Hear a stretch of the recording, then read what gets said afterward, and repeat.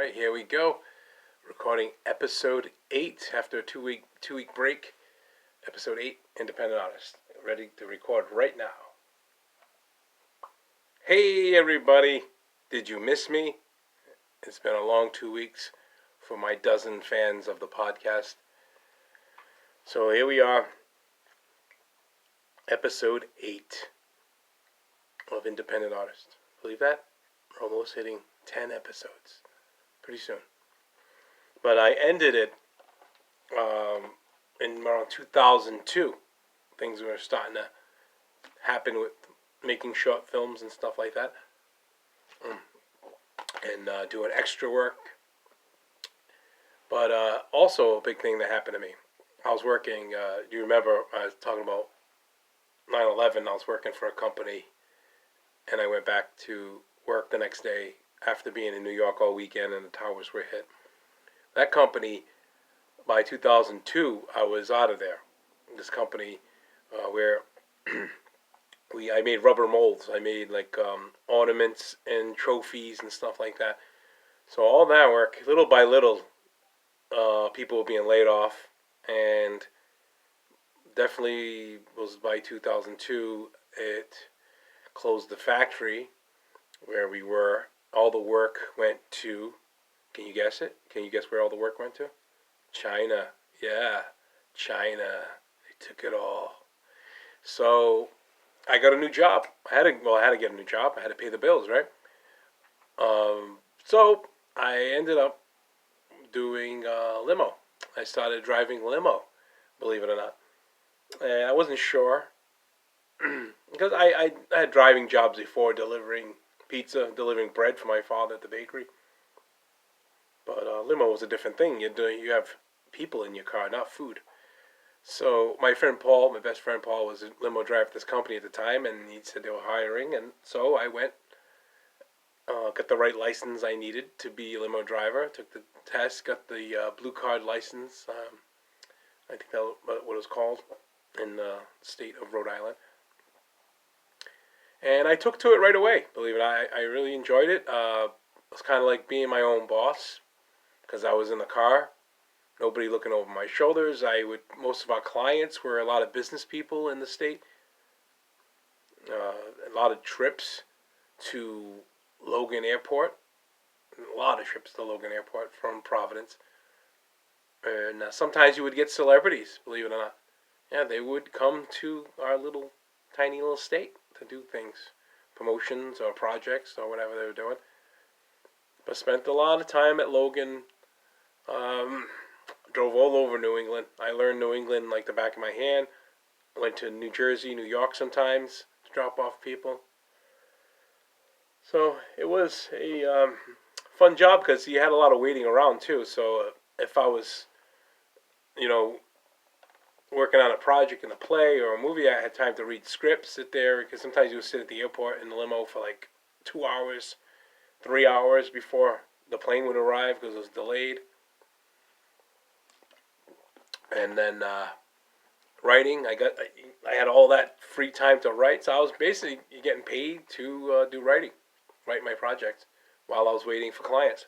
Because sometimes you would get gigs where you were bring them to a party and you would have to sit there for hours waiting for them. They would rent the limo for that whole time.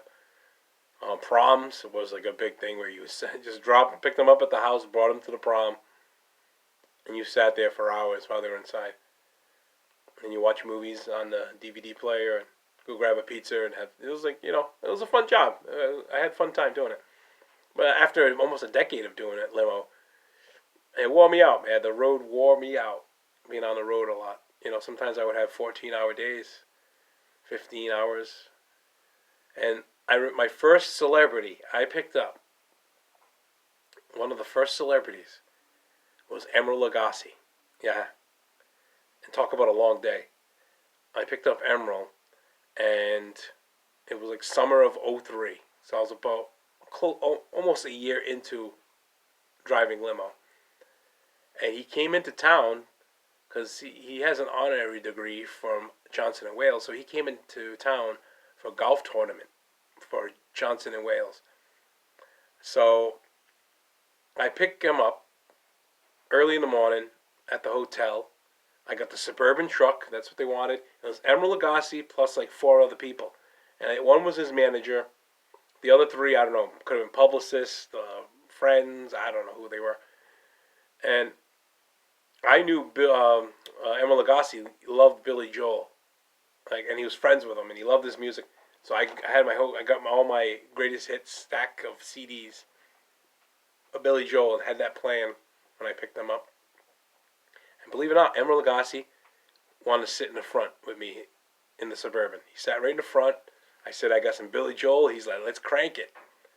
And we're off to somewhere in Massachusetts. I can't remember where the golf tournament was. And the weekend before, it just came out, this movie, The Rundown, with The Rock, Dwayne Johnson. So I don't know if you saw that movie, The Rundown. And it just came out. And the beginning of the movie, right at the opening credits, you hear Emeril Lagasse's voice on the radio. Excuse me, I'm taking a sip. And you hear his voice on the radio giving out a recipe, because The Rock, Dwayne Johnson, now you call him, his character was like this, I can't remember what kind of, he was like a bounty hunter or some tough guy, but he really wanted to be a chef, his character. So he was listening to Emeril Lagasse, writing down the recipe that Emeril was saying on the radio.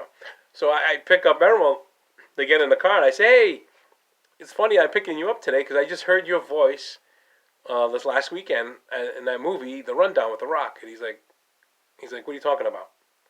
I said, yeah, in the movie The Rundown, your voice is on the radio in the beginning. The Rock's character is like a wannabe chef. And Emeril looks at his manager and goes, you know about this? And the manager goes, no, I don't know about this. All right. He goes, take care of it. So I think I just made Emeril Lagasse and his manager a few extra bucks because they must have used that voice clip without permission, because Emeril and his manager had no idea about it. And so, but do you think they'd give me a kickback? No, they didn't give me anything. So I was with Emeril Lagasse for like 14 hours a day. We went to the golf tournament, and it was like a waiting around thing. He went, did the golf tournament. There were other like celebrities there, sports people. At this minute, I can't remember who. And we're just hanging out. It's a beautiful summer day, And the people that work in there, they're bringing me over food and snacks if I want anything, and water. And every once in a while, Emeril would walk back into the car to get something. You see, every time he came back, he's just happier and happier. I think that he was drinking the wine. He likes the wine, I guess. He was drinking some wine, and he was feeling good. And after hours of being there, he comes back in the car, and we go back to the hotel. And I'm thinking I'm all done. And now they say, no, just wait for us at the hotel. We're going to get freshened up, and then we're going to go out to eat. I said, okay. I knew it was going to be a long day. And so they go in, and I'm probably an hour or two waiting outside the hotel because they got freshened up, and they hit the hotel bar for a little bit. They come out, then I bring them up to Federal Hill in Providence to go to a restaurant. Don't ask me what restaurant. I can't remember. It was too long ago. And they're in there for, a few hours, eating, having a good time. And it's been a long day. I mean, we're hitting now I'm hitting like 14 hours now with them. And they come out, and I'm like thinking we're going back to the hotel, and Emeril's like a little hammered. All right, that's the word I'm going to use, a little hammered. And he's like, I'm going to go back to the home of my youth. I'm like, what is he talking about? And then I remembered, oh, yeah, that's right. Emeril Lagasse is from Fall River. He goes, let's go to Fall River, the home of my youth. I want to see my house. And I was like, oh, man, this sucks big time because if you don't know, Fall River is probably close, like 40 minutes maybe from Providence, maybe 30, depending on the traffic or what time, if it's night or day. So I'm like, oh, man, I'm already 14 hours with this guy. Thank God his manager's like, no, Emeril, we got that interview tomorrow. You got to get some sleep. And his manager convinced him to, go to sleep. So thank God. And I brought them back to the hotel and, helped him carry him into the hotel a little bit. He was feeling good. He was having a good time. And that was my first celebrity I ever drove as a limo driver. And believe me, after that, I drove many more. And I'm gonna get into more stories about that because I drove. Who basically I always thought about doing stand up, and I did it for a decade, and I started because of George Carlin, and I did meet George Carlin and spend a few hours with him. Um, and maybe the next one or next couple of ones, I'll dedicate the whole episode to my George Carlin story. Danny DeVito and his wife at the time, Neil Pearlman, and so just so many people, man. But I'll get into more stories about people I met in limo and on sets. But if you haven't heard, I'd like to let you know now, if you haven't heard, I'm doing a new one-man show, and it's called Buddy, One Last Night, and it's about Buddy Cianci. I play Buddy Cianci. It's going to be at the Comedy Park, Wednesday, June 15th to Sunday, June 19th, which is Father's Day. So bring your dads, instead of getting them a tie or a golf club, spend a little cash and bring them out for a show and something to eat. And you can get those tickets at thecomedypark.com. Thecomedypark.com. And so there's 6 shows because I'm doing 2 on a Saturday. So 6 shows in 5 days. And if you don't know who Buddy Cianci is, he's passed away now, but he was one of the longest running mayors in the history of America, of Providence, Rhode Island. Very unique character. I'm gonna portray him I'm not showing him in a bad light or a good light. I'm showing him as a human. That's how I approach this show. It's gonna be interesting. The audience feels like they're there one last night with Buddy, hearing his stories from his childhood, why he ran for mayor, all the bad times in his life that happened, and then he'll talk about the good times. He'll talk about his memories. So I think you will enjoy it if you were a fan of Buddy. So it's Buddy One Last Night, June 15th to the 19th. And that's it for today. I had a couple weeks off because of Easter. My kids were home all last week. Thank God they started school again today. That's it. And we'll see you next time on episode 9 of Independent Artist. Take care. God bless. Ciao. Ciao.